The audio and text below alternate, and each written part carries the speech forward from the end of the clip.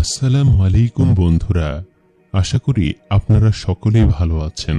বন্ধুরা, আজকের এই ভিডিওতে আমরা একজন গরিব মুচি ও এক ধনী ব্যক্তির বিস্ময়কর ঘটনা সম্পর্কে বলতে চলেছি, যা শুনে আপনার মন ছুঁয়ে যাবে ইনশাআল্লাহ। তাই ভিডিওটি একবারে শেষ পর্যন্ত দেখবেন। এক দরিদ্র মুচি একটি গাছের নিচে বসে ছেঁড়া পুরনো জুতো ও চামড়ার ব্যাগ মেরামত করত। সেখান থেকে সে যা উপার্জন করত তা দিয়ে নিজের ও পরিবারের ভরণ পোষণ করত। মুচি প্রতিদিন দুপুরে খাওয়ার জন্য একটি শুকনো রুটি নিয়ে আসত। সেই রুটি সে পানিতে ভিজিয়ে খেয়ে নিত। গরিব হলেও তার মন অনেক বড় ছিল। সে তার ভাগের রুটির কিছু অংশ টুকরো টুকরো করে আশেপাশে থাকা পাখিদের খাওয়ার জন্য দিত। সেই কাজটি নিয়মিত করত এবং আল্লাহ তাআলার শুকরিয়া আদায় করত। মধ্যাহ্নভোজের পর মুচি গাছের নিচে একটি মাদুর পেতে নামাজ পড়ার পর কিছু সময় বিশ্রাম নিত। তারপর আবার কাজে লেগে যেত। তার এই অবস্থার জন্য সে কখনো আল্লাহ তাআলার কাছে অভিযোগ জানাতো না, বরং সবসময় শুকরিয়া আদায় করত। সে পশু পাখিদের খুবই ভালোবাসত। একদিন এক মুসাফির আসলো তার কাছে জুতো মেরামতের জন্য। সে বড় নেককার ব্যক্তি ছিল। তাকে দেখতেও বাদশার মতো লাগছিল। পরিধানে সুন্দর বস্ত্র এবং মাথায় টুপি ছিল। সে এসে দেখল মুচি তার ভাগের শুকনো রুটি থেকে কিছু অংশ আশেপাশে উপস্থিত থাকা পাখিদের তৃপ্তি নিয়ে খাওয়াচ্ছে। এরপর বাকি অংশ নিজে খাওয়ার পর নামাজে দাঁড়িয়ে গেল এবং আল্লাহ তাআলার কাছে অসংখ্য শুকরিয়া আদায় করল। এই ঘটনা দেখে মুসাফির ব্যক্তি খুবই অবাক হল। সে বলল, হে মুসি, তুমি এই সামান্য আহার গ্রহণ করে আল্লাহ তাআলার শুকরিয়া আদায় করছো, অথচ এই পৃথিবীতে কোটি কোটি ব্যক্তি আছে যারা ভালো ভালো খাবার খেয়ে এবং উত্তম বস্ত্র পরিধান করেও আল্লাহ তাআলার শুকরিয়া আদায় করতে পারে না। সেখানে তুমি কিভাবে শুকরিয়া জ্ঞাপন করছো? মুচি জবাবে বলল, হুজুর, আমি কারো থেকে কোনো অংশে কম নই। আল্লাহ তাআলা আমাকে সবকিছু দিয়েছেন। আল্লাহ তাআলা আমাকে সবচেয়ে বড় সম্পদ সুস্থতা প্রদান করেছেন। আমার হাত পা আছে, আমি সম্পূর্ণ সুস্থ এবং আমি সৎপথে উপার্জন করে নিজের আহারের ব্যবস্থা করতে পারছি। যাদের অনেক ধন সম্পদ আছে কিন্তু সুস্থ জীবনযাপন করতে পারছে না, তাদের যেন সবকিছু থেকেও নেই। তাহলে কেন আমি আমার সৃষ্টিকর্তার শুকরিয়া আদায় করব না? মুসাফির মুসির কথা শুনে অনেক খুশি হলো। সে মুসাফিরকে কোরআনের কিছু আয়াত পড়ে শোনালো। মুসি বলল, দয়া করে আমাকে এই আয়াতগুলো অর্থ বলুন। মুসাফির বলল, আয়াতগুলোর অর্থ হলো, মহান আল্লাহর রাজত্বের মালিক। তিনি যাকে চান রাজত্ব দান করেন, আর যার থেকে চান রাজত্ব কেড়ে নেন। তিনি যাকে চান সম্মানিত করেন, আর যাকে চান অপমানিত করেন। আপনার হাতেই কল্যাণ। নিশ্চয় আপনি সবকিছুর উপর ক্ষমতাবান। অতঃপর মুসি মুসাফিরকে বলল, আমাকে কোনো পারিশ্রমিক দিতে হবে না, তার বদলে আপনি আমাকে এই আয়াতগুলো শিখিয়ে দিন। মুসাফির মুসিকে আয়াতগুলো শিখিয়ে দিল। মুসাফির এতে খুবই খুশি হলো। মনে মনে ভাবল, আজকে সে অনেক ভালো কাজ করেছে। এরপর সে যখনই সময় পেত আয়াতগুলো বারবার পড়ত। এমনকি ছোট ছোট পাখিদের সেই আয়াত জোরে জোরে পড়ে শোনাত। পাখির কিচিরমিচির আওয়াজে খুশি হয়ে বলতো, বাহ, তোদেরও আয়াতগুলো মুখস্থ হয়ে গেছে। এভাবে মুচির দিন যেতে লাগলো। কিন্তু হঠাৎ কয়েকদিন মুদির দোকানে কেউ জুতো মেরামত করতে আসে না। মুচি আল্লাহর উপর ভরসা করে অপেক্ষা করতে লাগলো, কিন্তু কোনো লোক তার কাছে আসছিল না। মুচি নিজের কিছু জমানো টাকায় আটা কিনে আনলো। এতে কয়েকদিনের খাদ্যের ব্যবস্থা হলেও তার কাজ এখনো বন্ধ ছিল। কিছুদিনের ভেতরে আশা শেষ হয়ে গেল। ঘরে এমন কিছু নেই যা বিক্রি করে সে আটা কিনতে পারবে। মুচি ও তার পরিবার অভুক্ত রইল। সে সারাদিন কাজের খোঁজে ঘুরে ফিরে সন্ধ্যায় হতাশ হয়ে ঘরে ফিরে। এভাবে অনাহারে 2 দিন অতিবাহিত হয় পানি ব্যতীত। তাদের পেটে কিছুই যায়নি। 4 দিনে তিনমুচির স্ত্রী কান্না করতে লাগলো। সে তার স্বামীকে বলল, এ ছোট্ট শিশুদের কি দোষ? ক্ষুধার তাড়নায় ওরা মারা যাবে। 4 দিন হলো ওদের পেটে কিছু পড়েনি। আপনি দয়া করে কিছু একটা করুন। সামনে আমাদের প্রতিবেশীদের ঘরে কোনো অনুষ্ঠান হচ্ছে। মনে হয় সেখানে ভালো ভালো খাবার তৈরি করা হচ্ছে। আপনি দয়া করে তাদের নিকট গিয়ে কিছু খাবার চেয়ে নিয়ে আসুন। অসহায় হয়ে মুচি বলল, সামনে যে প্রতিবেশী বাস করে সে খুবই অহংকারী ব্যক্তি। সে কি আমার মতো গরিবকে কোনো রকম সাহায্য করবে? তাছাড়া আমি কারো দয়া নিতে চাই না। কিন্তু বাচ্চাগুলোর মুখের দিকে তাকানো যাচ্ছে না। ওরা আজ খাবার না পেলে মারা যাবে। তোমার কথায় আমি অবশ্যই প্রতিবেশীর বাড়ি যাব। এই বলে মুচি প্রতিবেশীর বাড়ির উদ্দেশ্যে বেরিয়ে পড়ল। সে বাড়ির প্রধানকে ডেকে বলল, হে ভাই, আমি ও আমার পরিবার 4 দিন ধরে অভুক্ত অবস্থায় আছি। বাচ্চাগুলো আজ কিছু খেতে না পেলে হয়তো মারাই যাবে।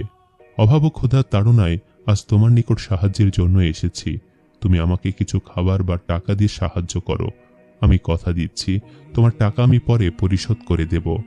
আমার বাচ্চারা ক্ষুধা সহ্য করতে না পেরে কান্না করছে, খুবই দুর্বল হয়ে গেছে। তুমি চাইলে আমার বাড়ি এসে স্বচক্ষে তা দেখে যেতে পারো। এসব শুনে ওই প্রতিবেশী হাসতে হাসতে বলল, যে দেখেছিস বাড়িতে অনুষ্ঠান ভালো রান্না করা হচ্ছে, অমনি খাবারের লোভে চলে এসেছিস।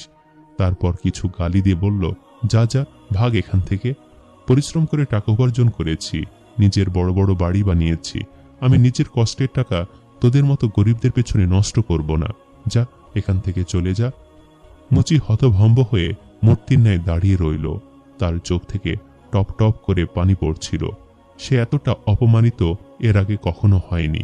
তাকে দাঁড়িয়ে থাকতে দেখে অহংকারী প্রতিবেশী তার চাকরদের হুকুম দিল, এই গরিবের বাচ্চাকে ধাক্কা দিয়ে বের করে দেয়। এরপর 3 জন চাকর এসে মুচিকে ধাক্কা দিয়ে বাড়ির বাহিরে ফেলল। ক্ষুধার্ত মুচি এমনিতেই অনেক দুর্বল ছিল। ধাক্কা খেয়ে সে একটি পাথরের সাথে মাথায় আঘাত পেল। তার মাথা থেকে রক্ত ঝরতে লাগলো। মুচি অতি কষ্টে সে অবস্থায় উঠে দাঁড়ালো। এ অবস্থায় সে তার স্ত্রী ও তার সন্তানদের মুখোমুখি হতে চাইছিল না। তার সন্তানরা তার অপেক্ষায় বসেছিল। মুচি বাড়ি না গিয়ে মসজিদে গেল। তারপর নিজের মুখে কপালে লেগে থাকা রক্ত পরিষ্কার করে অজু করল। তারপর নামাজে দাঁড়িয়ে গেল। নামাজ শেষে সে মোনাজাতে আল্লাহর কাছে কান্না করতে করতে নিজের পূর্ববর্তী গুনাহের জন্য ক্ষমা চাইতে লাগলো। এরপর সে আয়াত বারবার পড়তে লাগলো, বলতে থাকলো, হে আল্লাহ রাজত্বের মালিক, আপনি যাকে চান রাজত্ব দান করেন, আর যার থেকে চান রাজত্ব কেড়ে নেন। আপনি যাকে চান সম্মানিত করেন এবং যাকে চান অপমানিত করেন। আপনার হাতেই কল্যাণ, নিশ্চয়ই আপনি সবকিছুর উপর ক্ষমতাবান। মুচি বারবার এই আয়াতগুলো উচ্চারণ করছিল এবং আল্লাহর দরবারে হাত তুলে অনেক কান্নাকাটি করছিল।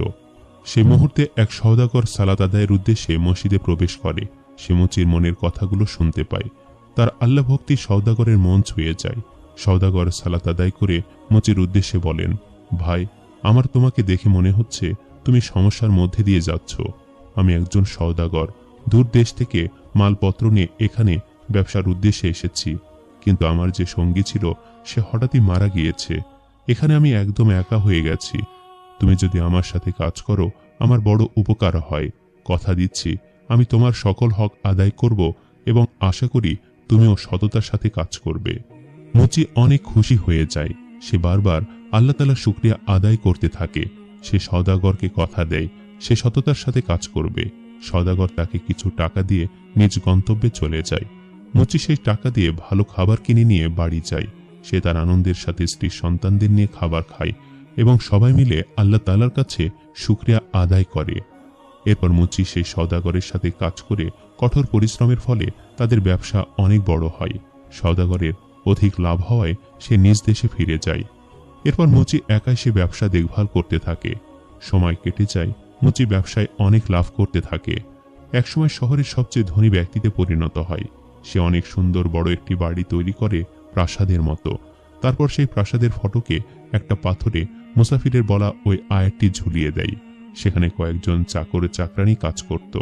মুচির প্রাসাদে রোজ একটি বড় হাঁড়িতে ভালো ভালো খাবার রান্না করা হতো। যদি কোনো অভুক্ত গরিব ভিক্ষুক আসত, মুচি তাকে সযত্নে আহার করাতো। আর পাখি বন্ধুদের ভুলে যায়নি সে। রোজ তাদের গমের দানা খেতে দিত। আল্লাহ তাআলা যেন বরকত ঢেলে দিয়েছিল তাকে। একদিন রাতে খুব ঝড় বৃষ্টি হচ্ছিল। সেই সময় এক ভিক্ষুক মুচির নিকট আসলো। আশ্রয়ের জন্য দরজায় ধাক্কা দেওয়ার ফলে এক চাকর এসে দরজা খুলে দেখল এক লোক ছেঁড়া জামা কাপড় পরে জীর্ণ শীর্ণ অবস্থায় কাঁপছিল। সে বৃষ্টিতে ভিজে গিয়েছিল। চাকর তাকে ভেতরে নিয়ে এসে শুকনো বস্ত্র পরিধান করতে দিল এবং তার জন্য গরম গরম ভালো কিছু খাবার নিয়ে আসলো। এদিকে হঠাৎ মুচির ঘুম ভেঙে যায়। সে বাহিরে এসে দেখল চাকর অঝরে কান্না করছে। সে তাকে কান্নার কারণ জিজ্ঞাসা করল। চাকরটি বলল, হুজুর, প্রাসাদের দরজায় লাগানো আয়াতটির অর্থ আজ আমি উপলব্ধি করতে পারছি। আজ একটু আগে যে লোকটি এসেছে সে আমার পরিচিত। আজ থেকে প্রায় 4 বছর আগে আমি তার অধীনে কাজ করতাম। তার অঢেল ধন সম্পদ ছিল, আর সেই সাথে ছিল প্রচন্ড অহংকার। সে গরিবদের ওপর জুলুম করত, মানুষের হক নষ্ট করত, কখনো দান সদকা করত না, মানুষকে মানুষ বলে মনে করত না। একবার আমার ছেলে দুরারোগ্য ব্যাধিতে আক্রান্ত হয়। আমি তার কাছে কিছু অর্থ সাহায্য চেয়েছিলাম, কিন্তু সে আমাকে ধাক্কা দিয়ে বের করে দিয়েছে। আমার সন্তান টাকার অভাবে মৃত্যুবরণ করে। আমি তার চিকিৎসা করাতে পারিনি। আজ ওই ব্যক্তির কিছুই নেই। একসময় প্রচুর সম্পদের মালিক ছিল, কিন্তু আজ পথের ভিখারি। সত্যি আল্লাহ যাকে ইচ্ছে হয় সম্মান প্রদান করেন এবং যাকে ইচ্ছে হয় লাঞ্ছিত করেন। আল্লাহ চাইলে কাউকে অসীম ক্ষমতা দান করতে পারেন, আবার চাইলে কেড়ে নিতে পারেন। তার কথা শুনে মুচি পাশের ঘরে গিয়ে দেখলেন তার সেই অহংকারী প্রতিবেশী বসে খাবার খাচ্ছিল। এই সেই প্রতিবেশী যার কাছে সামান্য খাবার চাওয়ায় তাকে ধাক্কা দিয়ে বের করে দিয়েছিল। সে প্রতিবেশীর কাছে গিয়ে তাকে সালাম দিয়ে বলল, আমাকে চিনতে পারছেন? আমি আপনার সেই গরিবমুখী প্রতিবেশী। একদিন ক্ষুধার যন্ত্রণা আমাকে আপনার কাছ থেকে সাহায্য চাইতে বাধ্য করেছিল। আপনি আপনার লোক বল দিয়ে আমাকে ধাক্কা মেরে বের করে দিয়েছিলেন। সেই আঘাতের চিহ্ন এখনো আমার কপালে আছে। আপনি এখন চিনতে পেরেছেন আমাকে। প্রতিবেশী এতক্ষণে মুচিকে চিনতে পারল। সে তার কৃতকর্মের জন্য অঝরে কান্না করতে লাগলো এবং বলল, আল্লাহ তাআলা আমাকে শাস্তি দিয়েছেন। আমার কারবার ব্যবসা সব শেষ হয়ে গিয়েছে। আমার স্ত্রী মারা গিয়েছে, আর আমার সন্তানরাও আমাকে ছেড়ে চলে গিয়েছে। আমি নিজে অসুস্থ হয়ে পড়েছি। আমার সুন্দর বাড়িটাও আমার আর নেই। এমনকি মাথা গোজার মতো একটা আশ্রয় আমার নেই। আমি ভিক্ষুক হয়ে রাস্তায় রাস্তায় ঘুরে বেড়াই। সম্পদের জন্য অহংকার করা এর পরিণতি খুব খারাপ। সত্যি যে অন্যকে জুলুম করে সে কখনো সুখী হয় না, বরং ধ্বংস হয়ে যায়। আল্লাহ তাআলা যাকে ইচ্ছে সম্মান প্রদান করেন এবং যাকে ইচ্ছে লাঞ্ছিত করেন। সকল কিছুর উপর ক্ষমতাবান।